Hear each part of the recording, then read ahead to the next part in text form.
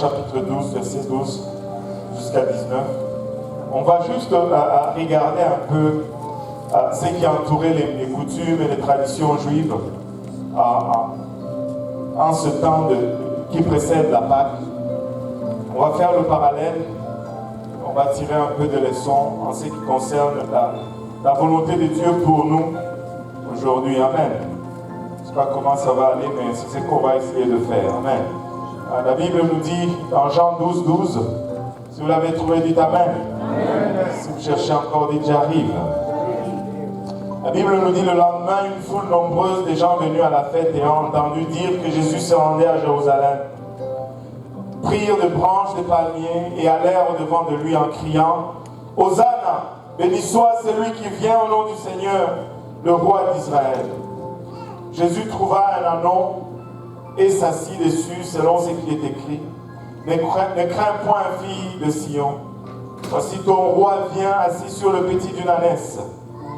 Ses disciples ne comprirent pas d'abord ces choses, mais lorsque Jésus eut été glorifié, ils se souvinrent qu'elles étaient écrites de lui et qu'il les avait été accomplis à son égard.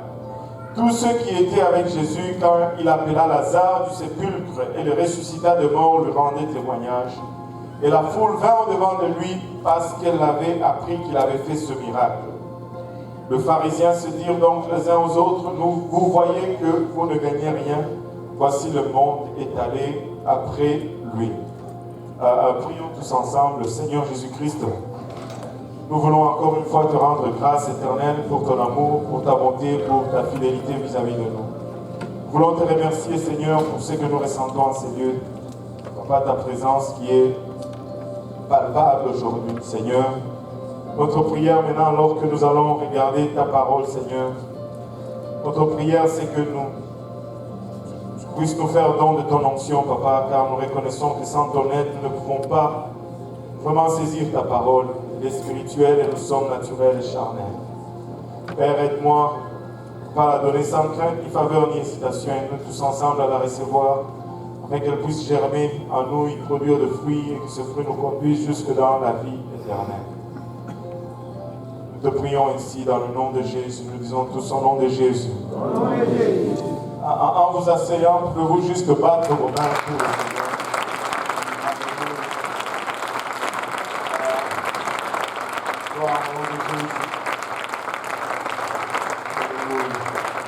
Vous pouvez vous asseoir. Je ne sais pas si vous avez remarqué que nous battons nos mains très souvent ici dans l'église. Il y a deux raisons pour cela. La première raison, c'est que la Bible le demande. Dans Psaume 47, verset 2, la Bible dit « Vous tous, peuple, battez vos mains et poussez vers Dieu de cris de joie. »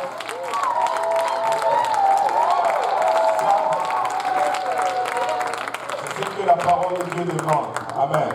Maintenant, le monde demande aussi que nous battons les mains. Et comme nous sommes encore dans ce monde, bien que nous ne sommes pas de ce monde, le monde demande que quand quelqu'un accomplit un exploit, qu'on batte les mains. Quand quelqu'un marque un but, qu'on batte les mains. Quand quelqu'un réussit une épreuve, qu'on batte les mains. Mais notre Seigneur, il ne fait que cela depuis les débuts. Alors c'est pourquoi nous battons encore.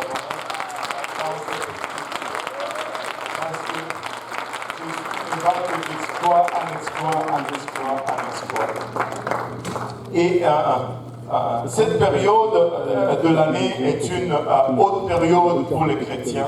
En fait, toute la chrétienté repose à comme charnière le jour de Pâques, le jour de la résurrection. Le dimanche prochain, c'est le jour que Jésus-Christ est ressuscité. Maintenant, il y en a qui disent qu'il est mort vendredi saint. Et le vendredi saint, vous allez voir qu'il y a des parades tristes dans les rues. Les gens sont tristes parce qu'il est mort. Mais techniquement et pratiquement, réellement et littéralement, Jésus n'est pas mort un vendredi saint. Il est mort plutôt un jeudi soir et non un vendredi. Il y a juste un peu de confusion là-dedans, mais on va regarder ça le dimanche prochain. Mais la semaine avant Pâques, Jésus est entré dans la ville sainte et son entrée était significative. Et son entrée, c'est ce que nous sommes en train de passer aujourd'hui. En fait, aujourd'hui, nous allons aller avec le Seigneur jusqu'à la croix. Et puis nous allons l'y laisser. Et le jeudi, nous allons le voir mourir. Et le dimanche prochain, il faut être là pour le voir ressusciter. Parce que sinon, l'évangile ne sera pas complet. Vous savez, toute la chrétienté repose sur Pâques. Pâques, c'est le jour le plus important de la chrétienté. Parce que si Jésus n'était pas ressuscité, alors il n'y aurait pas de chrétienté. Nous ne serons pas ici aujourd'hui si Jésus était mort et qu'il n'était pas ressuscité. Mais Jésus est mort et il est bel et bien ressuscité. Il est vivant, il est en moi et il est en vous. Et nous pouvons en être témoins. Et Pâques a été instauré bien avant. Le tout premier événement de Pâques qui a été célébré, en fait, c'est le seul, je ne sais plus si c'est le ou la Pâques. Personne disent que c'est le Pâques. Il y a le Pâques juif et c'est la Pâques. Et l'autre, pour les juifs, c'est quoi? C'est la Pâques aussi. Mais là, on est dans la confusion. Mais bon, c'est toujours la Pâques. Bon, la première Pâques qui a été célébrée, il n'y a qu'une seule Pâques vraiment qui a été célébrée. Réellement. C'est lorsque le peuple est sorti de l'esclavage d'Égypte. Et ça, c'est vraiment la vraie Pâques qui était faite. Mais toutes les autres, après, ce sont des commémorations qui rappellent ce qui a été fait. Mais ce ne sont pas seulement des commémorations qui rappellent ce qui a été fait, mais ce sont aussi des faisceaux qui pointent, qui pointaient avant la venue de Christ, vers l'avenir à ce que Jésus-Christ allait faire. Parce que même la vraie Pâques qui a été célébrée était l'image du réel qui était à venir, à savoir Jésus-Christ. Et quand on commence à regarder les détails qui entourent ou qui précèdent cet événement, c'est impressionnant comment Dieu tient aux détails. Et c'est à cela que je voulais porter l'attention de la congrégation. Combien Dieu tient aux détails et combien il est un Dieu des détails. Et ce qui fait que nous ne devons pas négliger les détails aujourd'hui, nous aussi. Il y a... on va laisser cette quand Moïse devait faire sortir le peuple de l'Égypte, Dieu instaure la Pâque et lui dit le 14e jour du mois. Et ce mois qui était le 6e, qui est devenu au fait le premier, tu vas prendre une brebis pour chaque famille. Il prenait une brebis pour chaque famille et il devait garder cette brebis pendant 4 jours. Et littéralement, le peuple dormait avec la brebis dans leur maison pendant 4 jours. Et durant ces 4 jours, qu'est-ce qui se faisait? Cette famille et le papa de la famille examinait la brebis, voyait s'il n'y avait pas de taches ni de défauts dans cette brebis. 4 jours d'examination dans cette brebis pascale. Et la Bible nous dit que après qu'il ait examiné, cette brebis devait être une brebis mâle, sans défaut, et ça devait être choisi dans le sommet, au fond, comment on dit, dans le plus fort de sa vie, alors que cette brebis est jeune, pas une brebis vieille qui est en bout de sa vie, mais une brebis jeune. Et il devait être choisi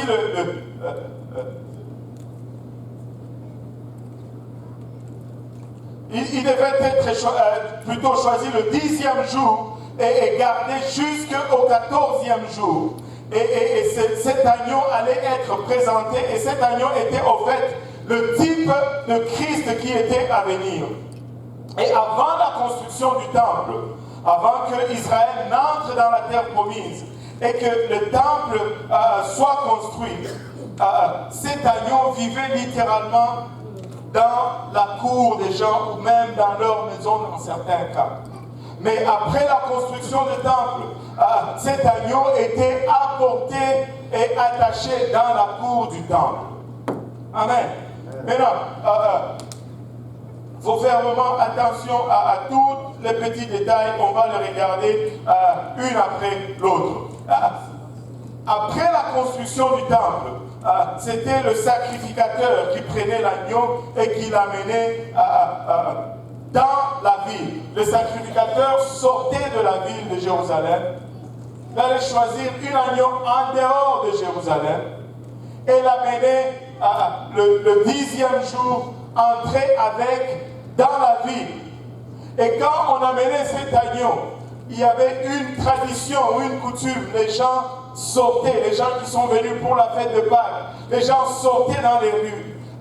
Et ils avaient des feuilles ou des branches de rameaux dans les rues pour accueillir cet agneau qui allait être sacrifié. Et les gens sortaient, enlevaient leurs vêtements pour mettre sur le passage de cet agneau pascal que le sacrificateur faisait entrer dans la ville et y aller avec jusque dans la cour du temple et attacher l'agneau dans la cour du temple. Et pendant 4 jours, les sacrificateurs allaient examiner cette brebis ou cet agneau sacrificiel. Mais Jésus, notre Messie, lorsqu'il est venu aussi de l'extérieur de Jérusalem. Le jour, j'allais dire du dimanche de Rameaux, ce n'était pas appelé le dimanche de Rameaux, comprenez mes origines catholiques. Ces jours de procession de l'agneau pascal, Jésus est arrivé aussi avec ses disciples venant de Béthanie, d'où il avait ressuscité Lazare auparavant. Il est passé par Béthanie en route vers Jérusalem, mais entre Béthanie et Jérusalem, il dit à ses disciples, allez d'abord à telle et telle place et vous allez trouver un anon, le fils d'une ânesse, que personne n'a jamais monté. Prenez-les et amenez-les moi, et moi je vais monter dessus et on va rentrer dans la ville de cette façon-là. Juste une petite détail qu'on ne retrouve pas dans la tradition juive, mais qu'on retrouve plutôt dans le commentaire Dieudonné. Amen. L'âne était le moyen de transport de l'époque. Amen. C'était comme nos Chevrolets d'aujourd'hui. Mais non, cet âne n'était même pas encore monté. C'est comme si c'était une voiture toute neuve. Le propriétaire la laisse dehors avec les clés dedans. Et puis voici 2-3 gars qui arrivent, on ne sait d'où, avec la poussière aux pieds.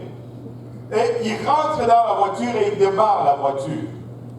Là, le propriétaire sort, hey, où est-ce que vous allez avec ma voiture? Et ils répondent, le maître en a besoin. Et le propriétaire les laisse. Allez. Il n'y a que Dieu qui peut faire ça. C'est peut-être juste des détails pour le commun de mon père, mais je ne vois personne qui a une nouvelle voiture, une voiture neuve, qui n'a même pas encore conduit lui-même. Même si j'envoyais le frère Didier, le frère Serge et le frère Lionel là-bas, et dit allez prendre cette voiture, s'ils te demandent, dites-leur le pasteur en a besoin. Je ne sais pas quelle sera leur réponse. Tout ce qu'ils veulent, c'est que tu rentres pour prier pour la voiture, c'est tout. Après, tu débarques et ils prennent leur voiture.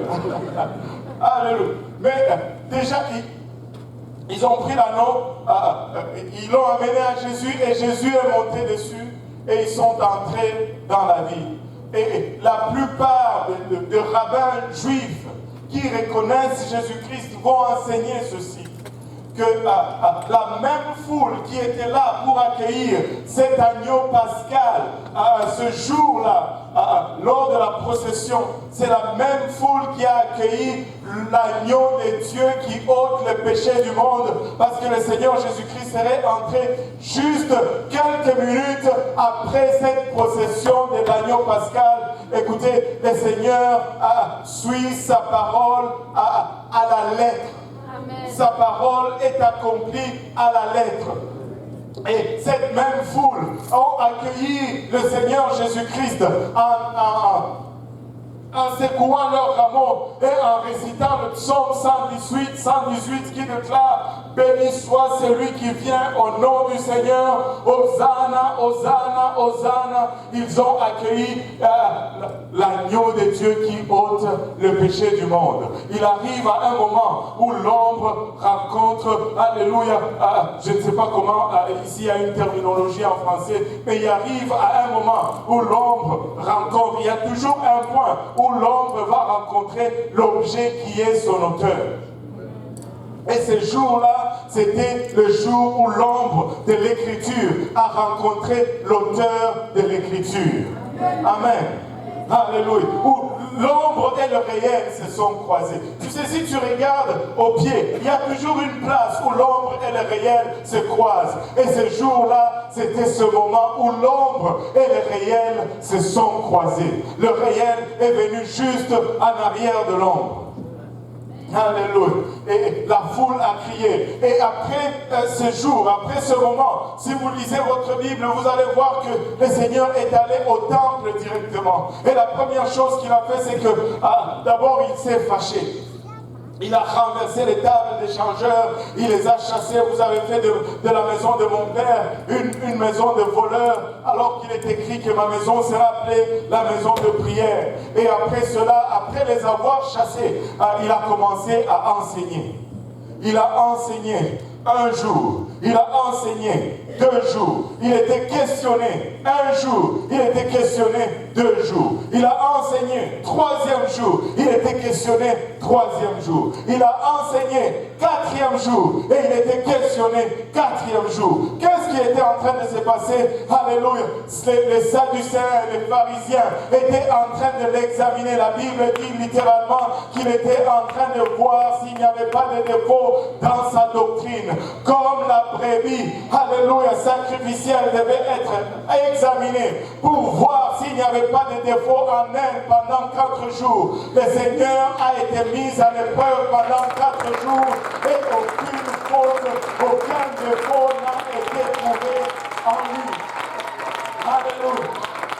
C'était une transition qui se faisait. On passait de l'ombre au réel. Ils l'ont examiné, savez-vous quoi? Ponce Pilate, après l'examination de tous ces gens, Ponce Pilate a rendu le jugement. Ponce Pilate a donné la déclaration lorsqu'il a amené le Seigneur Jésus-Christ battu, habillé d'un manteau de pourpre, blessé. Il déclare devant les Juifs et devant le peuple, il dit ceci: je ne trouve aucune faute en lui. Et vous savez, au même moment, à la même heure, à la minute près, où Ponce Pilate sortait et déclarait que je ne trouve aucune faute en lui, à la même heure, au même moment, le souverain sacrificateur montait sur l'autel, alléluia, dans le temple, et il déclarait que cette brebis était appropriée pour le sacrifice. Et devinez qu'est-ce que le souverain sacrificateur déclarait aussi de ses lèvres: je ne trouve aucune faute en elle. La même chose, la même déclaration. Écoutez, on était en train de faire une transition de l'ombre au réel. Oh, dans le détail, il est un Dieu de détails. Il est un Dieu de détails. Et la foule a commencé à crier: allons, crucifiez-les, crucifiez-les, crucifiez-les. Ça, c'était un moment très triste et très sombre de l'histoire de l'humanité, où d'un côté il y avait la justice et de l'autre côté il y avait l'injustice. D'un côté il y avait l'amour, de l'autre côté il y avait la haine, le meurtre. Le monde avait un choix ce jour-là. C'est comme si Dieu nous mettait devant un fait et il demandait à l'humanité, qu'est-ce que vous voulez que je vous relâche? Jésus-Christ ou Barabbas? Le choix était nôtre. Et en ce jour-là, au lieu de demander à ce que la justice soit relâchée, au lieu de demander à ce que l'amour soit relâché, au lieu de demander à ce que tout ce qui est de bon soit relâché, que la vie soit relâchée, l'humanité a crié, relâchez Barabbas. Relâcher le crime, relâcher le meurtre. Et c'est pourquoi nous faisons face à des sociétés qui sont criblées de crimes, qui sont criblées de meurtres. Parce que c'est ce que nous avons demandé que ça soit relâché dans nos sociétés. Écoutez, alléluia, le Seigneur a été amené pour être sacrifié, savez-vous, avant la construction du temple. La brebis sacrificielle était amenée par le père de la famille pour être sacrifiée. Et plusieurs historiens juifs te disent que avant le temple, c'est chaque père de famille qui sacrifiait la brebis pour la famille. Et il prenait ces brebis littéralement. Ils prenaient une pancarte sur laquelle ils écrivaient le nom de famille à laquelle la brebis appartenait. Et ils mettaient cette pancarte au cou de la brebis. Et ils sortaient avec cette brebis hors de Jérusalem pour aller l'immoler en dehors de la ville. Waouh! Dans les détails. Dans les détails. Vous savez, ces pères de chaque famille qui devaient immoler la brebis était le type de notre sacerdoce. C'était l'ombre du sacerdoce que nous avons. Parce que c'est suite au péché et à la défaillance d'Israël que Dieu a dû instaurer le sacerdoce aaronique. Mais ces pères israélites, chacun qui prend une brebis, qui l'amène pour immoler, est le type de sacerdoce que Dieu voulait, le type de sacerdoce qui dit que tout Israël était un royaume de sacrificateurs. Et quand nous venons dans le Nouveau Testament, Dieu dit nous sommes un peuple élu, un sacerdoce royal. Jésus est venu restaurer ce que Dieu a voulu instaurer dès le départ, n'eût été le défaut de l'homme. Et c'est ce sacerdoce dans lequel nous sommes, où chaque homme est sacrificateur pour sa maison. Amen. Alléluia. Et ils amenaient cette brebis et ils l'immolaient en dehors de la ville. Et là, la maman prenait maintenant la brebis et la faisait rôtir.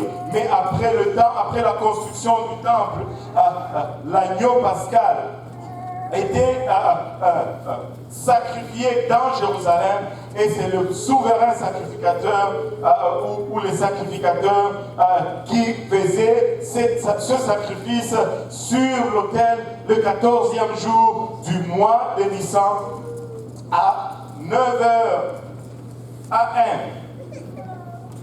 Mais à la même heure, en dehors de la ville, Jésus-Christ était lié, amené, cloué à une croix, où il a été suspendu pendant 6 heures. 6 heures. Maintenant, cet agneau sacrificiel qui était amené à 9 heures pour être attaché à l'autel, où elle restait pendant 6 heures.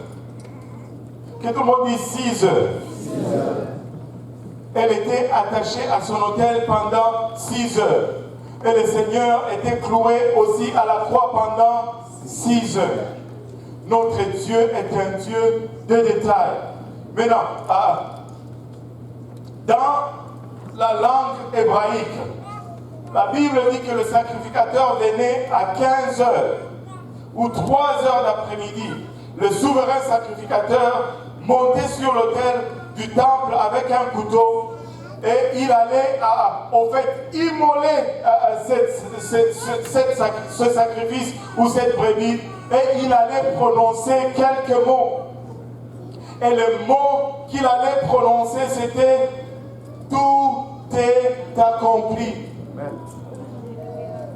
À 15 heures, alors que le souverain sacrificateur montait avec son couteau sur l'autel et il levait le couteau pour sacrifier cet animal, il disait avant de l'égorger, tout est accompli, et il égorgeait cette brebis. À la même heure, à la minute près, plutôt, notre Seigneur qui pendait à la croix pour 6 heures de suite, crie d'une voix forte, tout est accompli, et ainsi il rend l'âme. Alléluia. L'ombre a fini d'être et le réel prend place. C'est pourquoi aujourd'hui nous pouvons regarder à lui. Alléluia, avec assurance. Alléluia.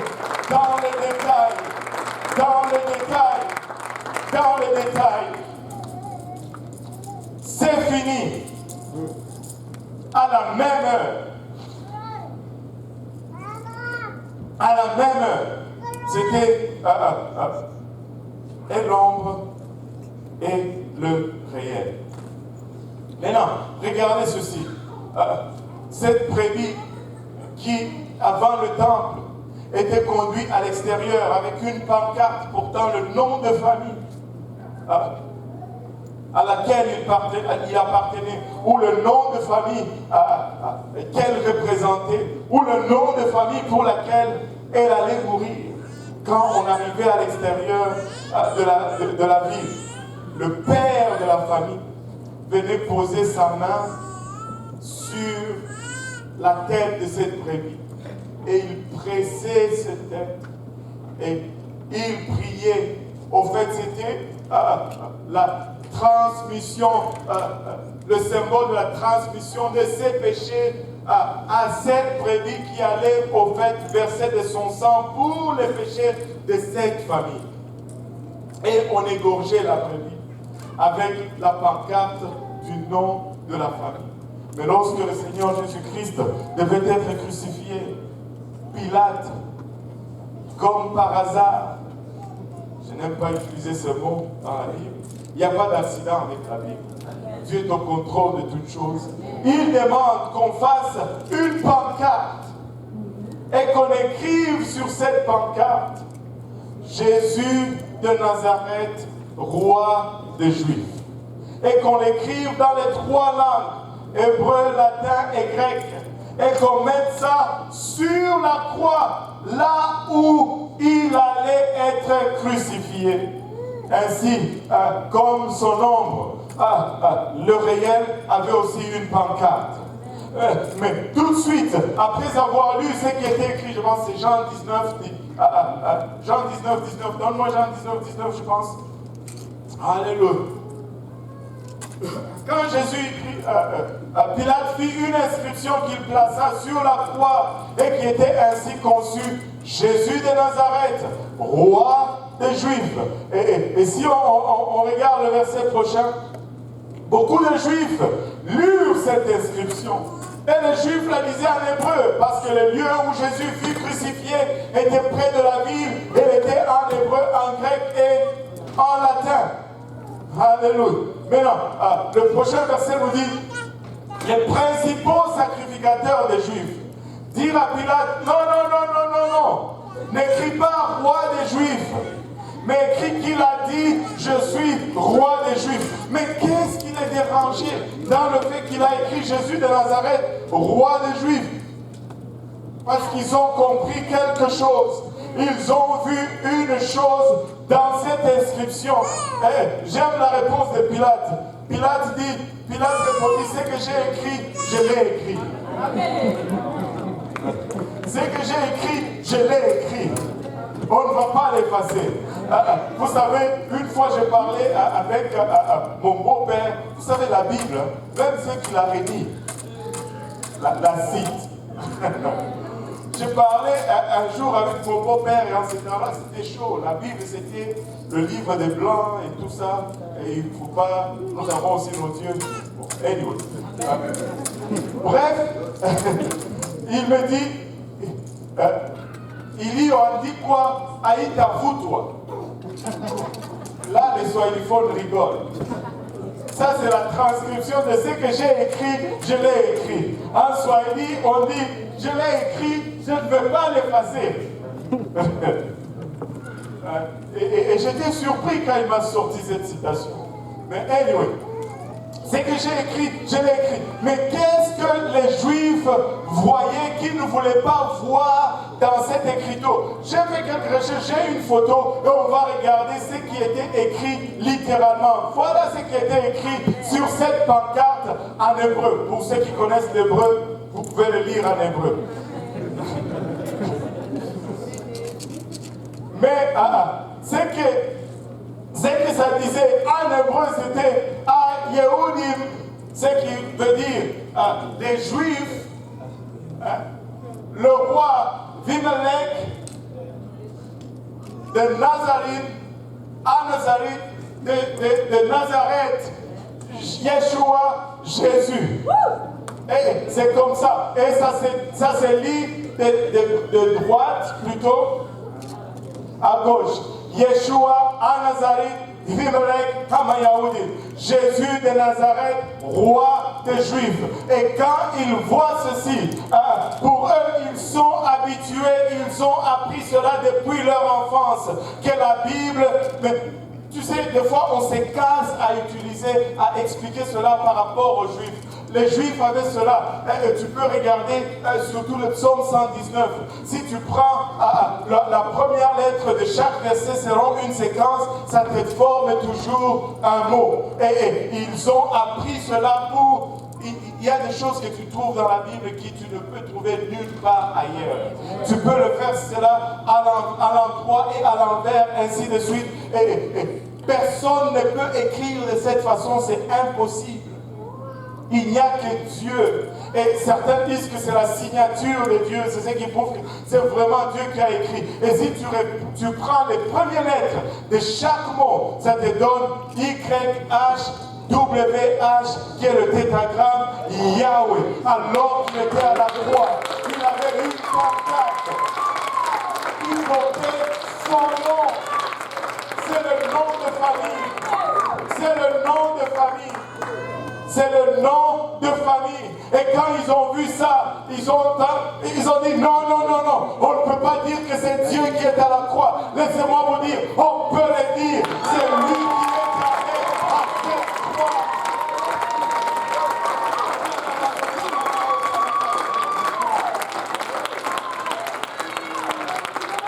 Alléluia. Il a pris soin de faire écrire son nom par un païen qui n'avait aucune idée de ce qu'il était en train de faire.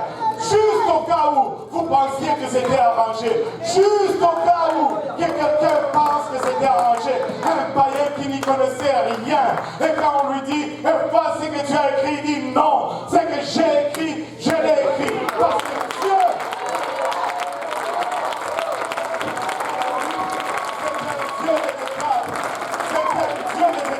Il est dans le détail. Il est dans le détail. Ne néglige pas les détails. C'est pourquoi, lorsqu'aujourd'hui nous arrivons au plan de salut, nous regardons aussi les détails. Il a pris le soin de marquer son nom sur la croix parce que c'est la famille. Cette brebis représente une famille. Et quand on vous dit il faut se faire baptiser au nom de Jésus-Christ, c'est parce que c'est une question de famille.